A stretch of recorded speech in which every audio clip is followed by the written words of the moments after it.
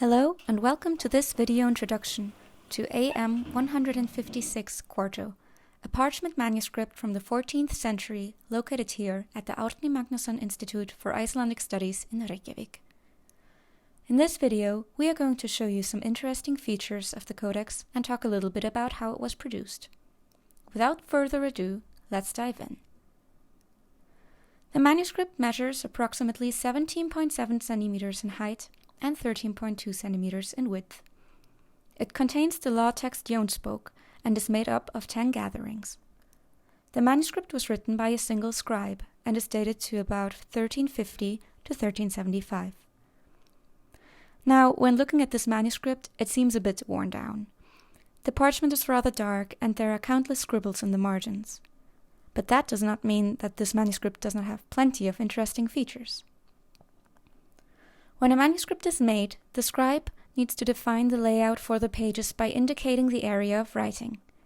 In this process, called pricking and ruling, the scribe first marks out the writing space or text block by using a pricking tool indicating boundaries and lines. Most commonly, a scribe uses only one tool for pricking, but in this manuscript we find both round pricking holes like here on folio 5 recto and slit-like pricking marks like here on folio 34 recto. So apparently, the scribe changed his tool during the course of the production process. Another interesting little feature can be observed here, on folios 40 to 43. The scribe first marked out the text block incorrectly and then added a second pricking mark to indicate the correct width of the writing area. This second mark fades over the next pages until only the wrong pricking remains on folio 44. By then, the scribe, however, knows that this mark is incorrect, as he continues to write for about half a centimeter. This shows us that the scribe apparently pricked through several stacked bifolia at the same time, and not each bifolium on its own. Next, I'd like to bring your attention to the script itself. The scribe writes in Gothic textualis with influences of Gothic cursive. The hand belongs to the same scribe who wrote part of Codex Gardensis with the shelf mark Psalm 1, a beautifully illuminated manuscript containing sagas about the apostles. Throughout AM 156 Quarto, we can observe tiny corrections and additions, both in the margins and in the main text. An interesting marginal note can be found on top of folios 29 verso and 33 recto. Here, we read the letters A, U, and E. The Latin word Ave, as in Ave Maria. These marginalia appear to be invocations, pleadings to deities or saints to bless the scribe's work or the page itself. Another kind of addition are indications like this one, on 45 verso. Here, we read R-E, which stands for Réttabót Eirik Konungs, indicating the beginning of a law amendment made by King Eiríkur. On 51 recto, we can observe a similar marker reading RH, which points to a law amendment made by King Hákon. In the main text, we can see that room was left for the rubricator to fill in the correct abbreviation.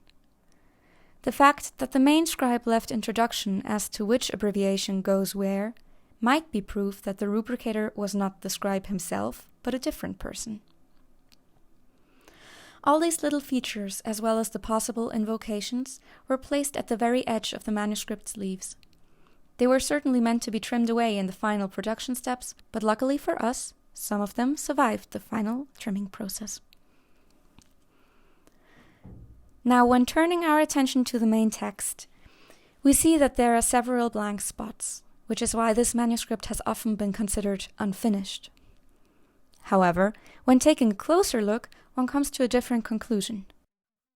The seemingly empty initial spaces often contain residue of color pigments, indicating that there once were initials.